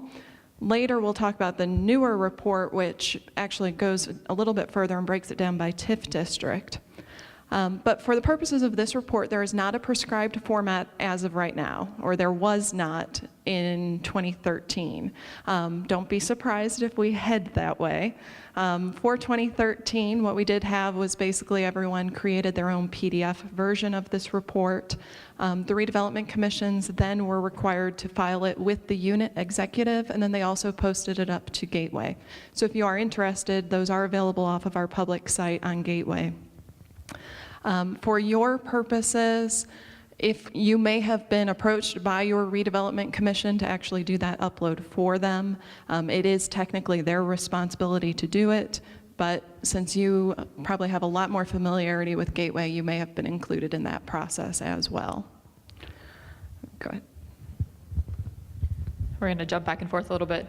On to the next slide, the July 15th deadline that you're all aware of, that is the TIF excess notification letters is what we refer to it as. That's when the redevelopment commissions determine the amount of incremental assessed value that they want to pass through to the overlapping taxing units for the following year. And so this letter, a written notice, has to go to the auditor and to all of the overlapping taxing units within that TIF area that you're passing through assessed value. For all of your TIF areas, you need to do a pass-through letter. It either says, no, you're not passing through assessed value, or yes, you are, and then the amount has to be within that letter so that the auditor knows, so you guys know to implement that into your system. So as far as your responsibilities go, you guys should receive a copy of that letter and implement it into your systems, and then submit the pass-through letters to the DLGF when certifying AVs, which Courtney's going to touch on in the next slide. Yeah, as you certify AVs, as you're on Gateway and on the CNAV, what you will see is that there is a column on there that is listed as assessed value of TIF released. That is this TIF pass-through amount. What we are trying to determine here is what amount of AV that is now included in your net real estate and your net personal property AV, what amount of that was actually released by the TIF districts.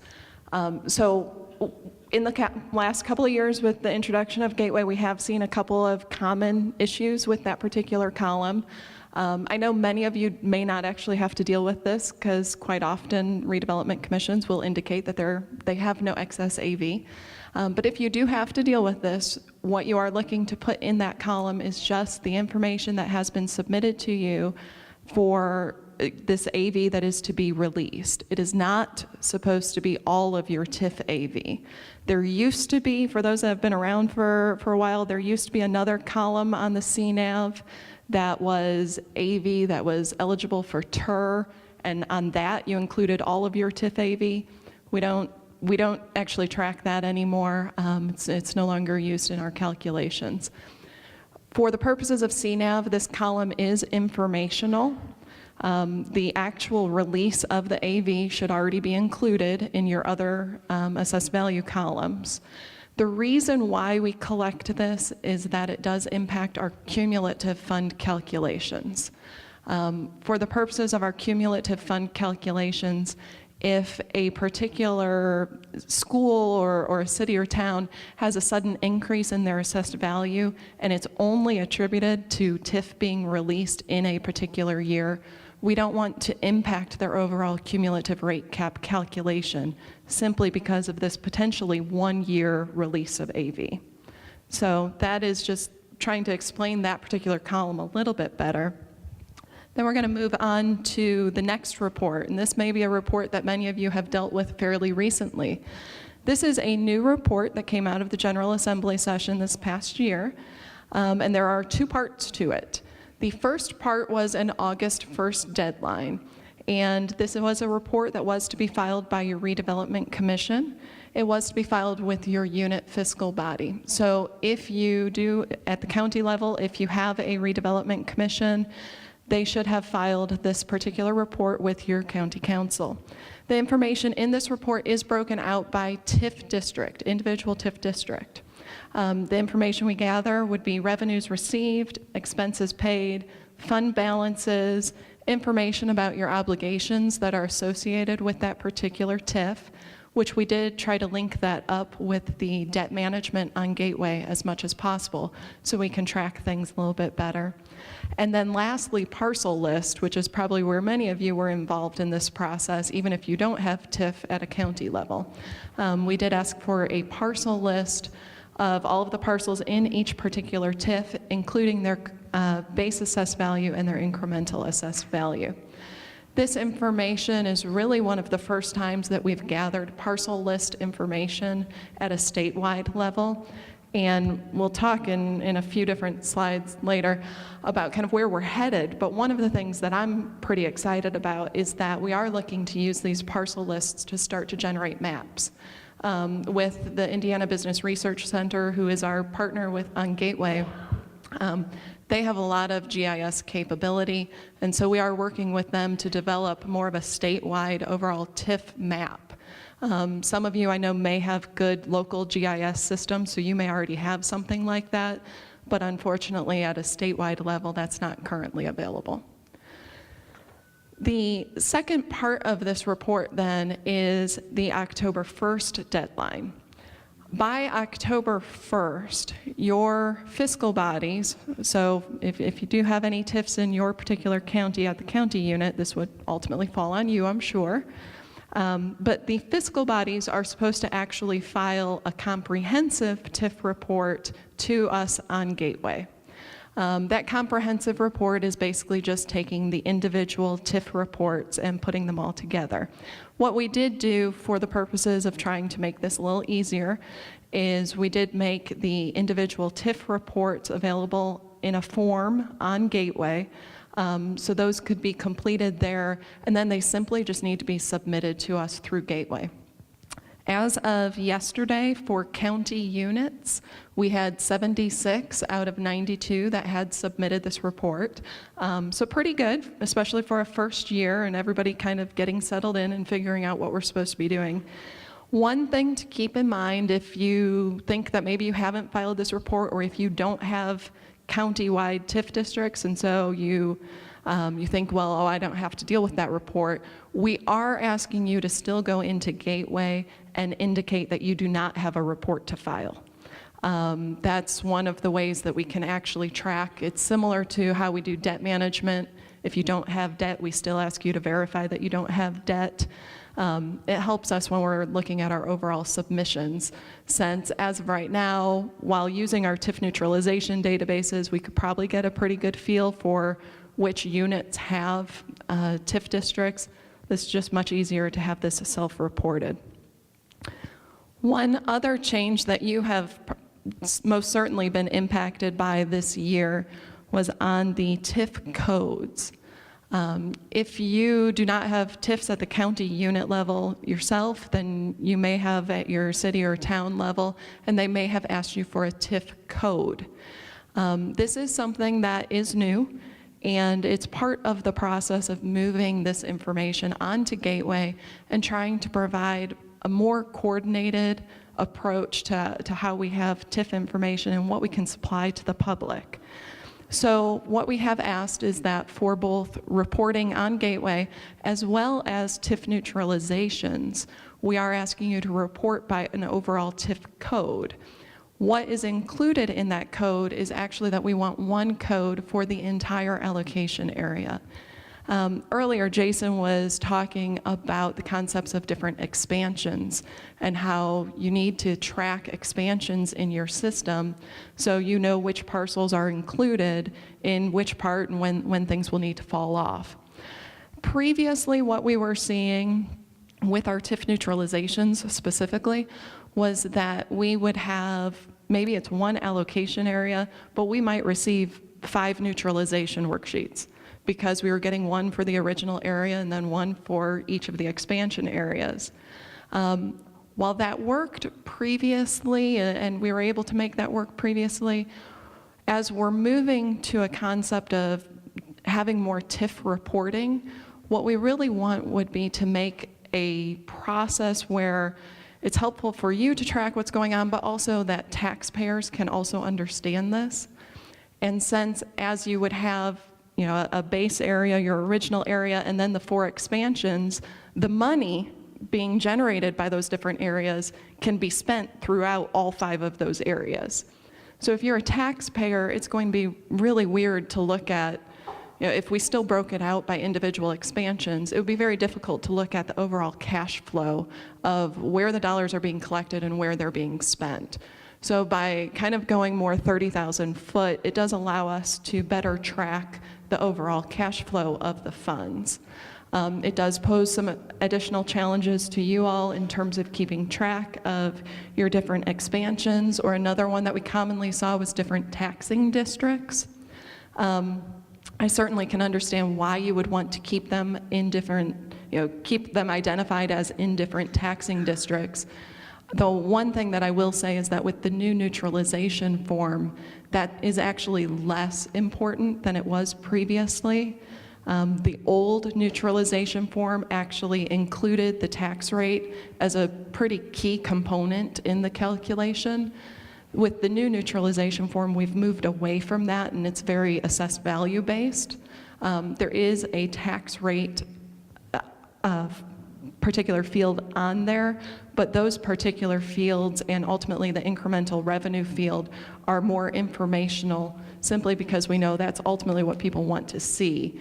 But those tax rates will not actually impact the overall calculation. All right. You want to talk?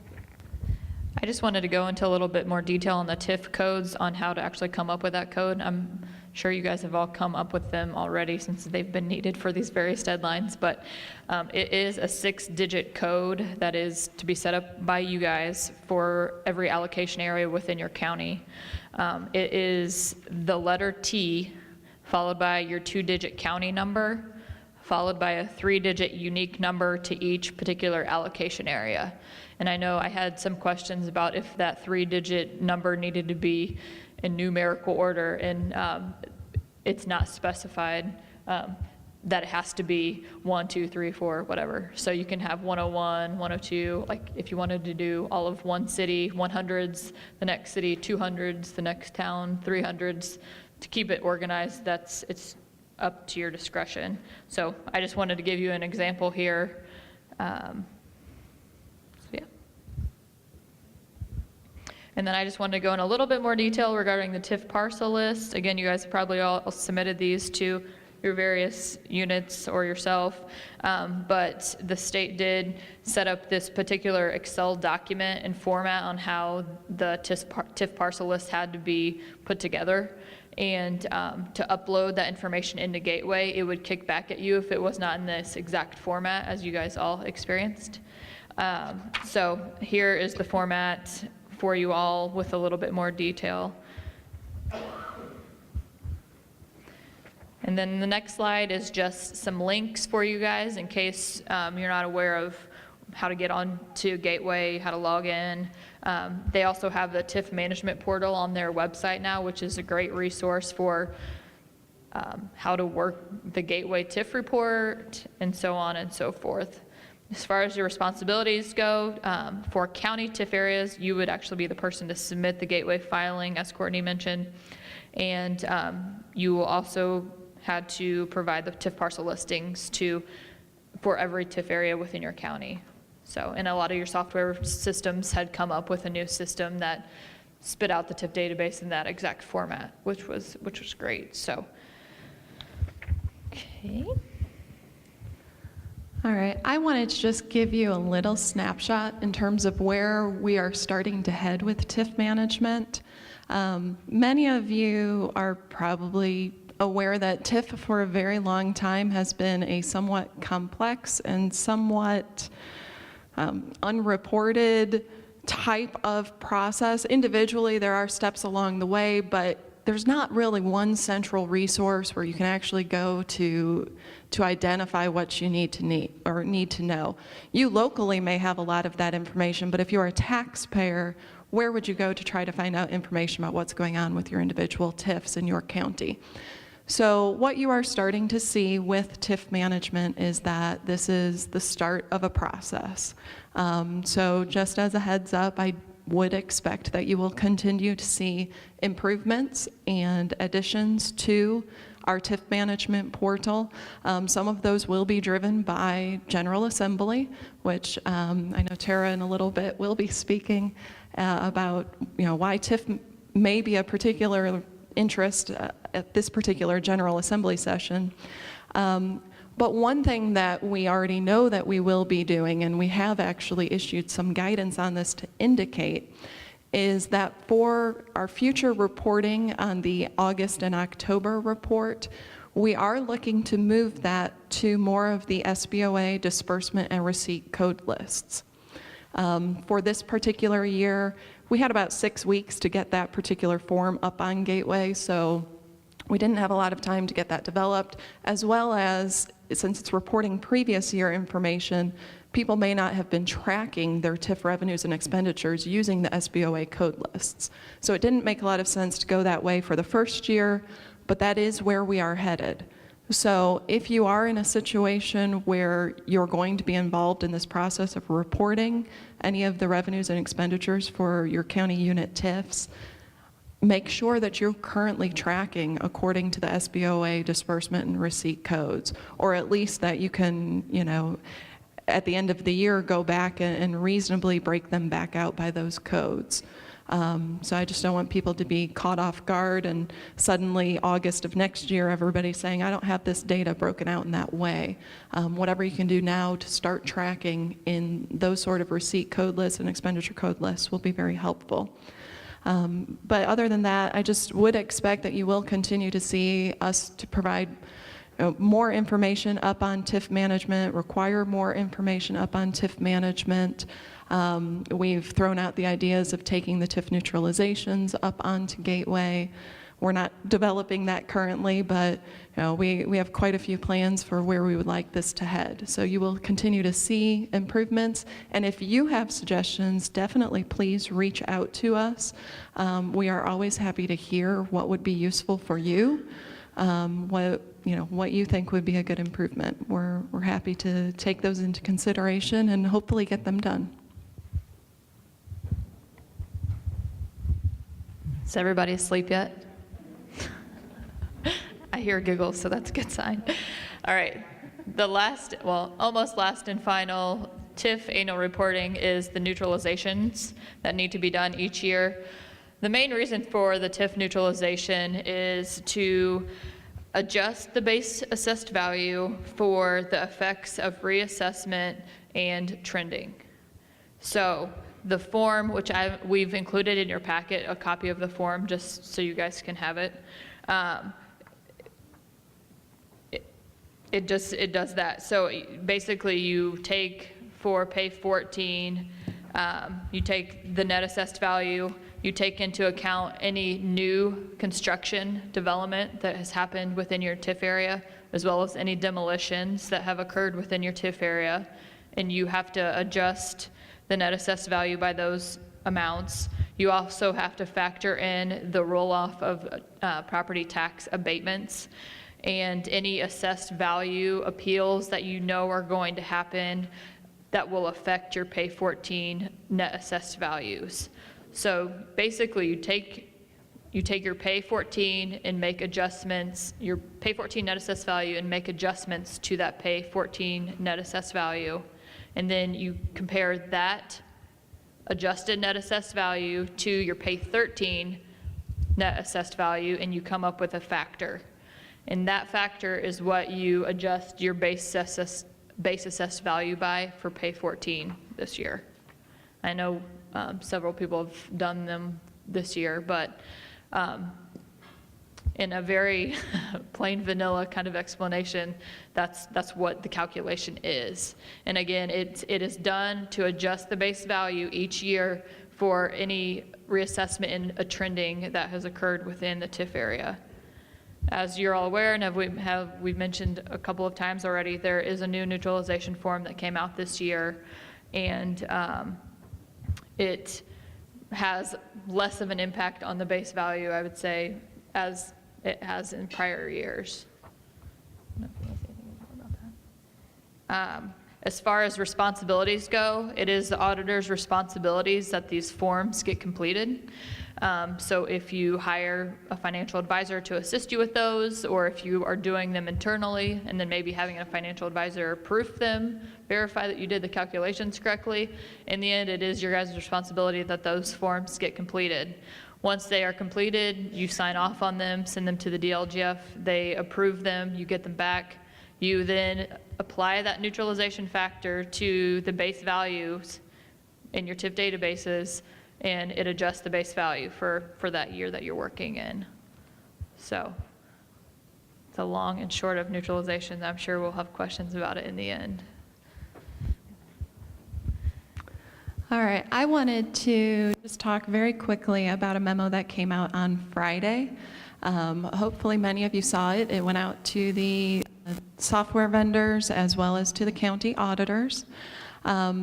I just wanted to take a couple minutes here to talk about what that is and what it means. This particular memo is really driven as we are approaching software testing, the next round of software testing. And so there have been some questions in terms of how some of the different testing scenarios should be accomplished. And as a result, we have been further reviewing some of our guidance on certain aspects of this process. And in particular, residential AVs in TIF districts has always been a little bit of a question. For many of you, when you think of residential AV in TIF districts, you definitely probably say that it can't be captured. You don't get increment off of residential AV. And I will also caveat that this would be depending on when a particular TIF district was set up. But really, economic development areas established since July 1 of 95, or redevelopment areas established since July 1 of 97, most of you may say, we don't capture residential AV. That is a true statement. The other side of the equation is where the question came in. In order to accomplish this concept of not capturing residential AV, what we have found is that in many instances, for all residential values, basically each year the base value is being adjusted to equal the net assessed value. So essentially, residential properties within a TIF district are becoming invisible. As we've had the opportunity to go back and review Indiana code on this, the department does not believe that that is a correct interpretation, and that is what that memo was designed to address. The way that the memo reads, well, the way the statute actually reads, is that your initial base includes everything, all property that was within the TIF at the time of the establishment. So if you had residential in the TIF at the time of the establishment, that is included in your base AV. Then from there, it goes on to say that you would increase your base AV for any residential growth. The way that we are looking at that is to say you have your initial residential or your initial base AV, which can include residential. You then will increase your base AV each year for any residential growth that has occurred. What that does not address would be losses. So what that means is that if you have a TIF district and there is a significant amount of residential in your particular TIF district, you will not see a benefit for having your residential parcels in that TIF district, but you can actually take a loss. There is not a statutory adjustment for decreases in residential AV. That is what that memo is designed to address. It is something that we are working on currently as we are looking at software testing. And as that memo kind of alluded to, this particular interpretation may impact our testing scenarios for phase one. It may impact what you see happening within your particular tax and bill systems. Again, this will take a little while for us to get everything rolled out and obviously for the vendors to get everything updated to correspond. But just be aware that you may be hearing a little bit more about residential AV in TIF districts. And that's kind of where this was coming from, was from the software testing. Speaking of software testing, I do just want to take one last second here to say, you all are the users of your software programs. And so while the department is going to be the ones testing it, if you have suggestions or ideas of things that need to be tested, please let us know. We are always welcome to hear your suggestions. So please reach out to our data division. They're in charge of our software testing. But we certainly appreciate your feedback so we can ensure that by the time we get through this software certification process, you do have software systems that are meeting your needs.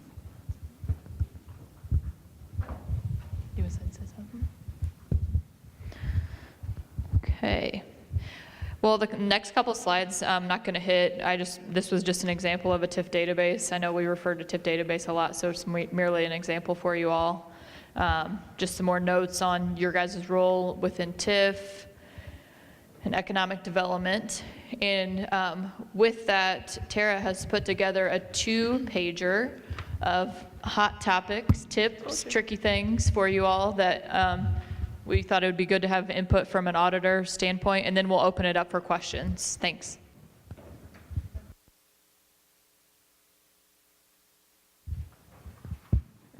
Since it's 2 pages, I'm taking 2 minutes because I drank too much water.